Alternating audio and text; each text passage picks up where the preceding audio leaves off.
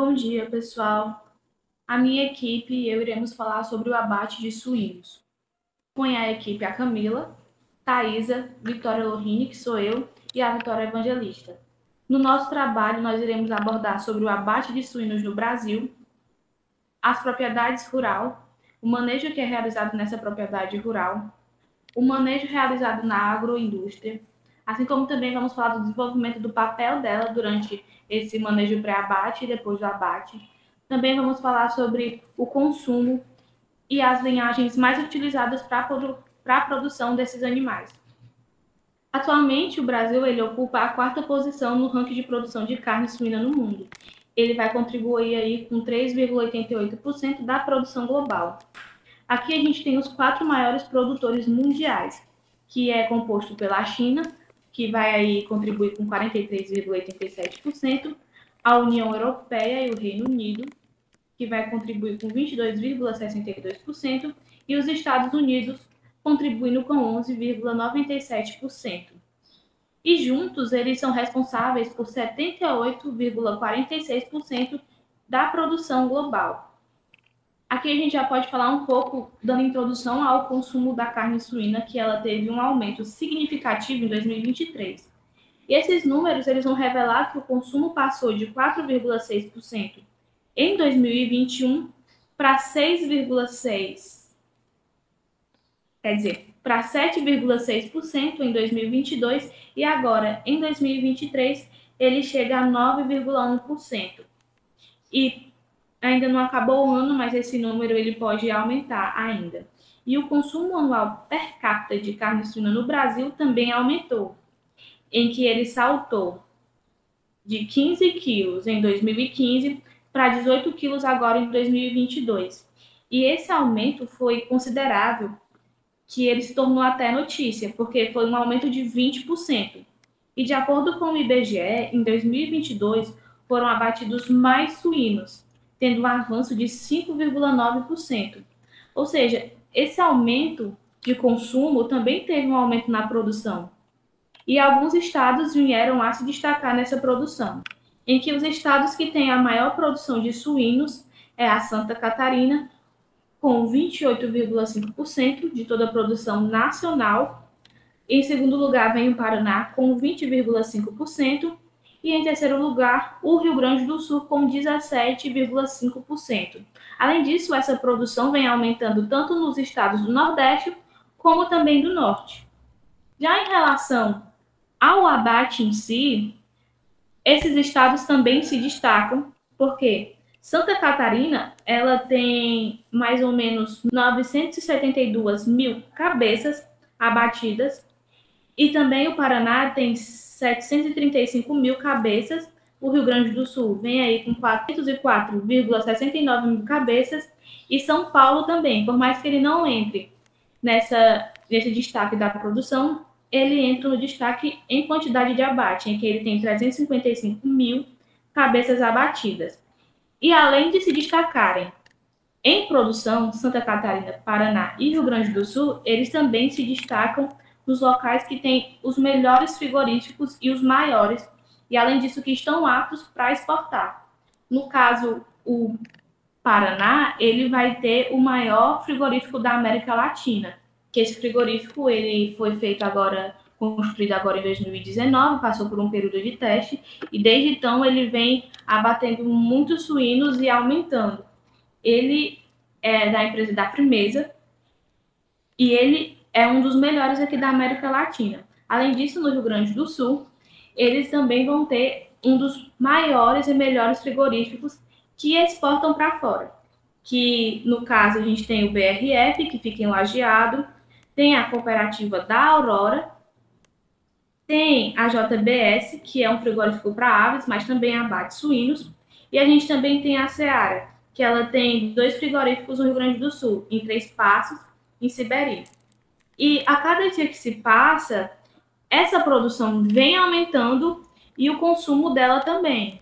E com esse aumento, esses consumidores acabam exigindo cada vez mais.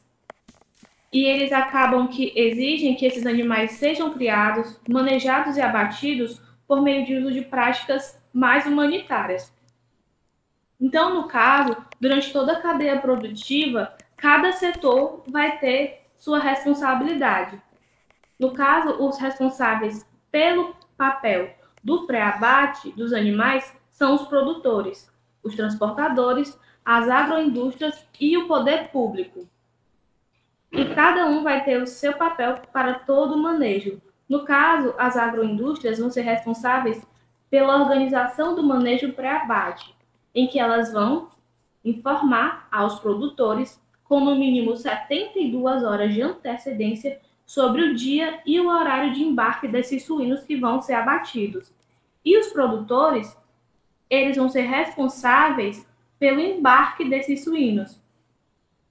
Eles vão ter que organizar tudo de uma forma adequada até o momento desse suíno entrar dentro do transporte.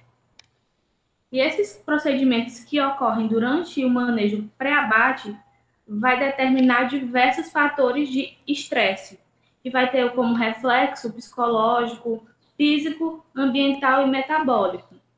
Por quê? Porque, na verdade, esses suínos eles vão estar sendo, como é que eu posso dizer? Eles vão estar sendo submetidos a fatores que vão gerar muito estresse, porque eles vão passar sequencialmente, né? De um jejum para depois ser removido das baias, que vão sair ali daquelas baias que é o local de costume deles.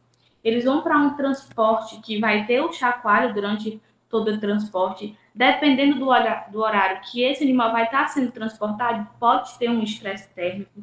Além disso, eles vão ter uma mistura de lotes. E ali naquele transporte vai ter uma alta taxa de lotação, porque o espaço é adequado, mas mesmo assim ele vai ter contato com outros animais.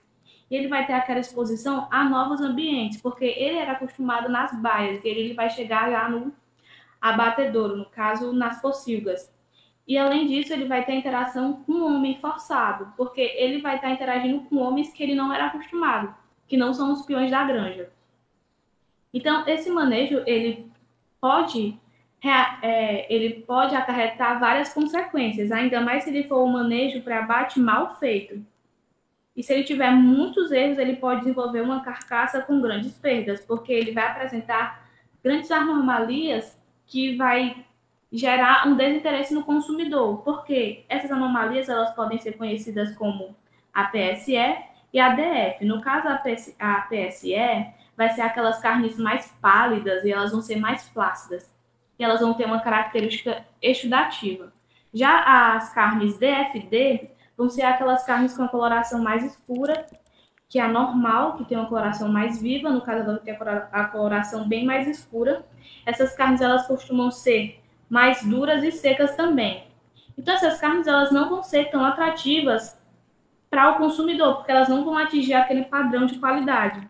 Ela não é atrativa não só para o consumidor, mas também para as indústrias, porque para trabalhar com essa carne, para desenvolver um produto de boa qualidade, ela vai ter que ter um trabalho muito maior e um investimento bem maior do que uma carne de boa qualidade. Então, esse manejo que vai ser realizado na propriedade rural, na agroindústria e sobre o consumo em si, a Vitória, a Thaisa e a Camila vão falar mais profundamente em relação a esses assuntos. Bom, a cadeia produtiva de carne suína se inicia na propriedade rural. É dividida desde a genética, alimentação, biosseguridade, bem-estar animal e rastreabilidade. A competitividade da produção suína depende de avanço constante na produtividade, nas condições ambientais relacionadas ao manejo e bem-estar animal e na gestão do empreendimento. O aperfeiçoamento da produtividade é extensamente relacionada ao ganho genético, que se obtém via seleção de linhas puras e ao vigor híbrido, o qual é proporcionado pelo cruzamento para a formação de matrizes. A cadeia de fornecimento genético começa com as granjas de núcleo. Elas utilizam seleção intensiva das características economicamente desejadas com o propósito de promover o melhoramento genético das raças puras e linhagens sintéticas. Na sequência, as granjas multiplicadoras recebem os animais de raça pura ou de linhagens sintéticas das granjas de núcleo e promovem um cruzamento entre eles e assim produzem os híbridos. Finalmente, os rebanhos comerciais, isto é, os produtores de suíno para abate. Eles recebem os híbridos que se reproduzirão formando os animais de abate. E o processo está ilustrado nessa pirâmide na figura.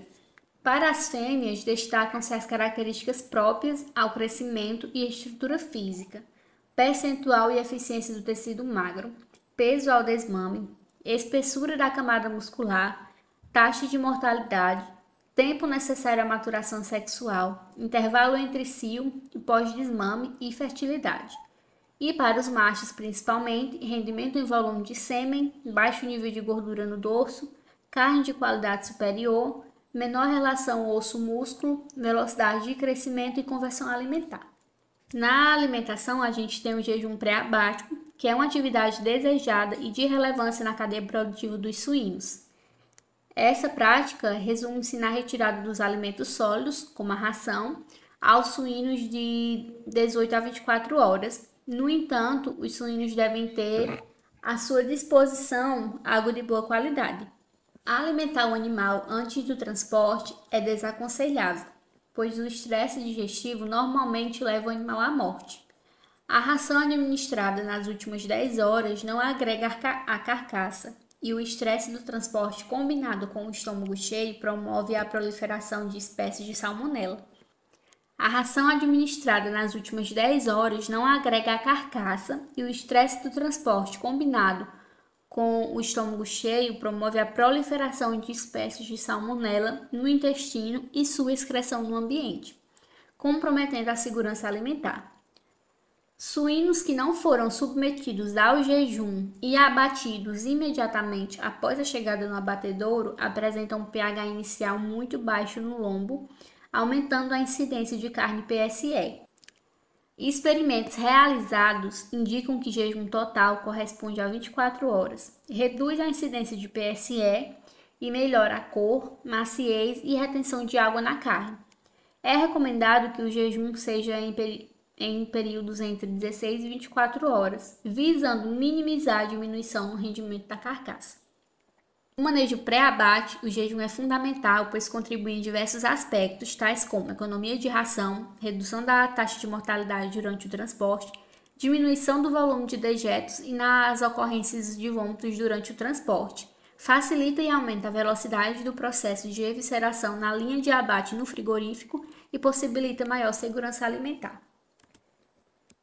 A biosseguridade em granjas de suíno consiste em medidas para evitar a entrada e propagação de doenças no rebanho.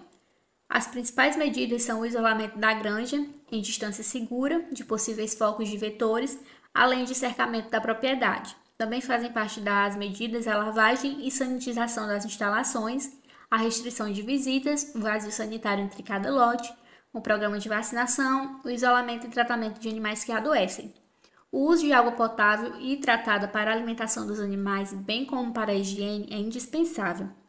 O rigoroso controle de qualidade dos ingredientes de ração, o tratamento correto dos efluentes e o destino correto dos resíduos das pocilgas e dos animais que morrem na granja integram um rol de medidas para garantir a qualidade do rebanho.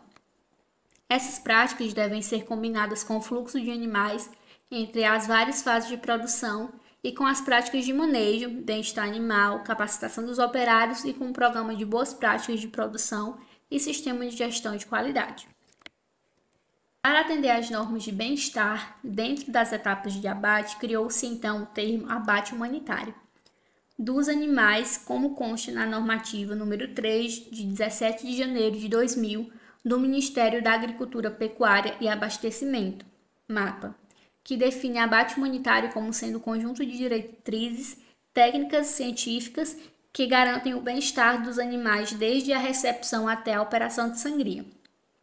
Entende-se bem-estar como o estado de um dado organismo durante suas atividades, de se ajustar no ambiente, existe a possibilidade de variação do estado do bem-estar, podendo estar melhor ou pior, dependendo das circunstâncias. Esta definição tem várias implicações, das quais destacamos 3, sendo elas: bem-estar é uma característica de um animal, não é algo que pode ser fornecido a ele. A ação humana pode melhorar seu bem-estar mas não nos referimos como bem-estar ao proporcionar um recurso ou uma ação. Bem-estar pode variar entre muito ruim e muito bom. Não podemos simplesmente pensar em preservar e garantir o bem-estar, mas sim em melhorá-lo ou assegurá-lo que seja bom. E por fim, o bem-estar de um animal é pobre quando tem dificuldade para manter o controle das funções orgânicas ou falhas nessa tentativa. A falha implica na redução do valor adaptativo em consequência do estresse. Foram definidas 5 liberdades que caracterizam condições mínimas a serem atendidas com a finalidade de assegurar que o bem-estar de um dado animal é bom. São elas: livre de fome, sede e desnutrição, livre de desconforto físico e térmico, livre de dor, injúrias e doenças, livre de medo e angústia e liberdade para expressar os comportamentos normais. Saber e ter consciência que a sensibilidade do animal é similar à humana no que se refere à dor, memória, angústia, instinto de sobrevivência auxilia imensamente na compreensão da necessidade de assegurar as condições de bem-estar aos animais. A utilização excessiva do bastão elétrico na condução durante o carregamento, descarregamento e nas instalações do frigorífico contribui significativamente para as perdas de qualidade da carne suína. Utilizar pranchas de condução no manejo pré-abate de suínos foi suficiente para a redução dos níveis das variáveis sanguíneas relacionadas com o estresse, velocidade de queda do pH muscular pós-morte e incidência de carne com problemas. A segurança alimentar e a imagem da marca são as duas forças atrás do interesse na rastreabilidade da carne suína. Um sistema de rastreabilidade contém elementos de identificação de animais e localidade, um banco de dados central e um processo de verificação. Conclui-se que, embora não exista ainda uma tecnologia padronizada para rastrear um animal desde o nascimento até o produto final nas prateleiras de supermercados, a utilização de DNA como sistema de verificação de qualquer sistema de rastreabilidade oferece um mecanismo único de controle de qualidade para sustentar uma forte imagem da marca. Agora eu vou falar um pouco sobre tecnologia do abate. Nesse tema, nós vamos abordar a propriedade, embarcadouro, transporte, chegada, ida para as pocilgas, ida para insensibilização, sangria, escaldagem e depilação, retirada dos cascos e toalete e a refrigeração. O manejo pré-abate ele deve iniciar 72 horas antes do transporte da ida para o frigorífico, ainda na propriedade. O produtor ele deve verificar quais são os animais que estão aptos a fazer essa viagem até o frigorífico e, após essa verificação, ele deve adiantar os documentos, no caso, verificar os documentos necessários, que são o GTA, que é Guia de Transporte ou Guia de Trânsito Animal, boletim sanitário do lote e as notas fiscais do produtor contendo a origem e o destino dos animais. O embarcadouro, no caso, a parte, a rampa, em que leva os animais até o caminhão. O embarcadouro ele deve ser constituído por uma rampa que pode ser fixa ou móvel, de madeira, alvenaria ou metal, de suma importância que ela seja antiderrapante, de borracha ou com relevos. E também é necessário que seja fechada essas laterais, para que o animal não veja o ambiente externo e se estresse e pare de andar. As laterais também funcionam para que não diminua a quantidade de sombras no piso, o que também impede do animal andar. A retirada dos suínos da baia é necessário que o manejo seja feito de forma tranquila e eficiente, que a baia esteja limpa para os animais não escorregarem e se estressarem. Também é importante que seja evitado movimentos bruscos e que os animais sejam retirados de 2 a 3 por vez, para que se tenha um controle. Para facilitar o movimento dos animais até o caminhão, pode ser usado tábua de manejo ou chocalho, ou os dois juntos. Nesse slide eu coloquei algumas fotos das tábuas e chocalhos. Na primeira nós podemos ver uma tábua, os animais sendo manejados com essa tábua, os chocalhos nessa foto da direita e embaixo os dois sendo usados de uma só vez. É uma foto de como os animais ficam ao serem colocados no caminhão. Ao chegar no frigorífico, esses animais devem ser retirados do caminhão o mais rápido possível, Mas caso não seja possível retirar de imediato, é muito importante que o caminhão tenha ventilação, para que esses animais não sofram com o calor, que também é um estresse e pode afetar na carne. O número de plataformas devem ser iguais ao número de baias de espera, e as plataformas devem ser cobertas para evitar que os animais peguem chuva ou vento forte e dificulte a descida desse caminhão. A rampa deve ter um ângulo de inclinação não superior a 13 graus e, como eu informei lá em cima, piso antiderrapante, de preferência emborrachado e em alto relevo. A ida para as pocilgas. Após os animais chegarem ao frigorífico, eles são direcionados para as pocilgas com a formação de novos grupos sociais. O objetivo das pocilgas são justamente recuperar as energias que foram gastas na viagem e diminuir o estresse. Para isso, os animais são molhados várias vezes durante a estadia na pocilga. E o tempo que eles ficam lá pode variar de 1 a 15 horas, depende muito do frigorífico e da ida até o abate. Aí alguma foto dos animais nas pocilgas. E aí são 2 imagens do momento da lavagem. Que também a lavagem é importante para retirar a sujeira que o animal adquire durante a viagem.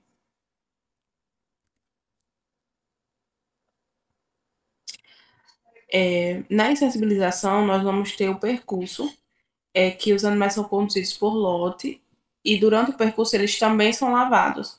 No caso, nesse caso, são com água clorada, e a lavagem pode ser feita de baixo para cima, de cima para baixo ou pelas laterais. E o banho deve durar no mínimo 3 minutos. A insensibilização consiste em instantânea e completa inconsciência do suíno antes do abate, e no Brasil normalmente é feita com choque elétrico de alta voltagem e baixa amperagem atrás da orelha do animal. Também pode-se usar marreta, pistola pneumática ou gás carbônico, sendo que esses 3 últimos métodos não são aconselhados devido ao animal sofrer durante o processo. A sangria, ela deve ser realizada 15 segundos após a insensibilização, no máximo 30 segundos após. Nós também vamos ter na sangria as posições da carcaça e como ela pode auxiliar e atrapalhar no momento da sangria. Aí eu coloquei 2 exemplos do efeito da carcaça na horizontal, o que torna a sangria mais rápida e com menos lesões na carcaça, e na vertical, que pode causar hemorragia na paleta e risco de lesões. Então, não é muito recomendada. A mais recomendada é ser feita a sangria na horizontal.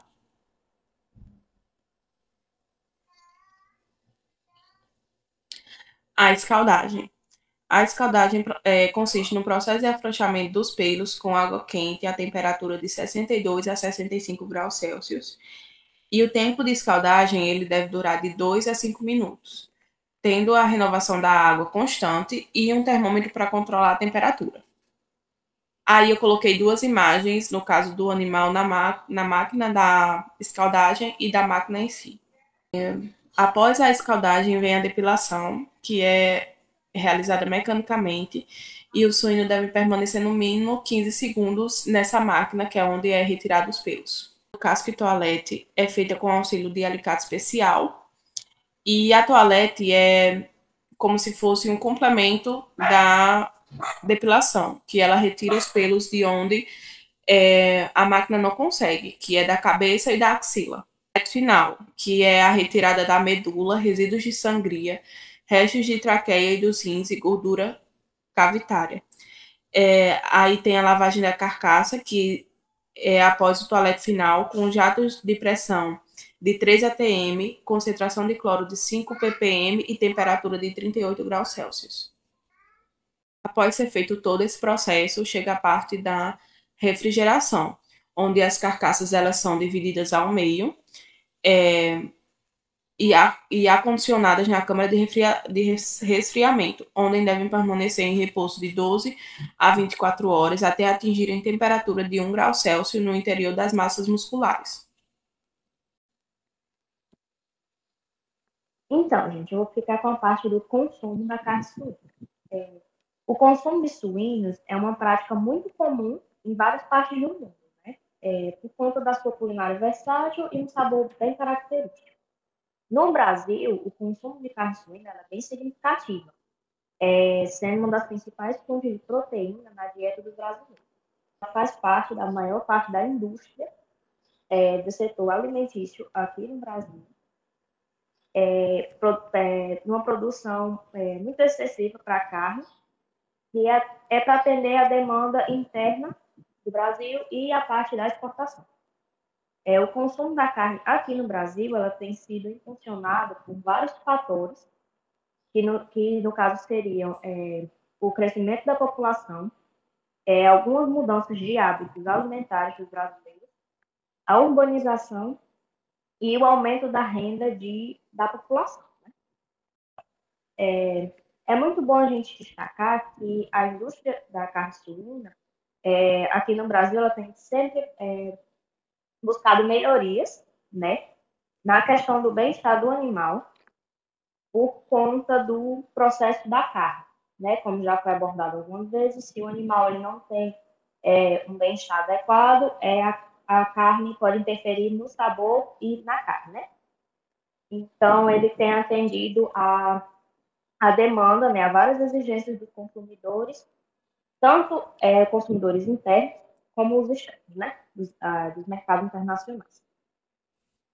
Indo agora para a parte da linhagem, né, de suínos mais consumidos, temos a Large White, Landrace, Duroc e Pietà. Então, vou falar um pouco sobre cada uma dessas raças. A Large White, ela é a mais popular, né, e ela é amplamente utilizada na indústria. Ela é conhecida pela capacidade do ganho de peso, né, muito rápido, e uma alta eficiência na conversão para a alimentação. A Landrace,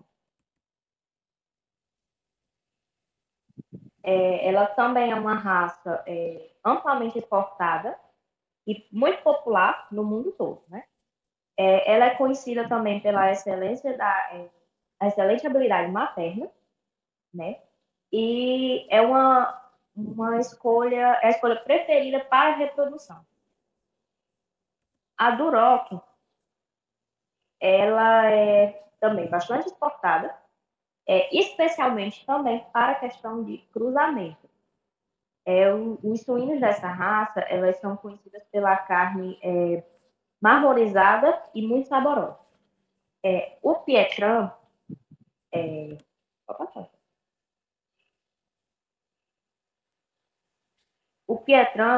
embora seja a menos exportada, né, em comparação com as outras, ela é relevante pela capacidade de transmitir características desejáveis aos seus descendentes, como a melhoria da qualidade da carne. Então, dentre as melhorias necessárias para que o manejo pré-abate seja adequado, está a introdução do jejum de suínos na granja antes do embarque, o desenvolvimento e generalização do uso de plataformas de embarque adequado, o modelo de carroceria apropriada para o transporte desses suínos da granja até o frigorífico. Também tem a adequação das instalações das baias de descanso antes do abate e também a redução do tempo de descanso deles junto ao abatedouro. Além disso, também tem a manutenção dos grupos de origem e também a adoção de processos de insensibilização adequados. E a qualidade da carne, ela não é resultado apenas desses momentos pré-abates, mas também de longo prazo, que está aí o melhoramento genético, a nutrição que esse animal recebeu durante sua vida, as boas práticas de manejo que foram adotadas durante a sua criação. Então, todos esses fatores vai assegurar uma boa produção e um produto final de qualidade. Desse modo, podemos entender, então, a importância do manejo pré-abate, a fim de que o mercado brasileiro se adeque às normas estabelecidas pelos mercados importadores e também aos próprios consumidores nacionais, já que essas melhorias nessa etapa da cadeia produtiva dos suínos ressaltam ainda no aumento do bem-estar desses animais e na qualidade da carne suína. que vai reduzir na incidência de carnes PSE e DFD, que é a carne que não vai ter tanta preferência para a indústria e para o consumidor. Então, é com isso que nós terminamos o nosso trabalho e agradecemos pela atenção de todos vocês.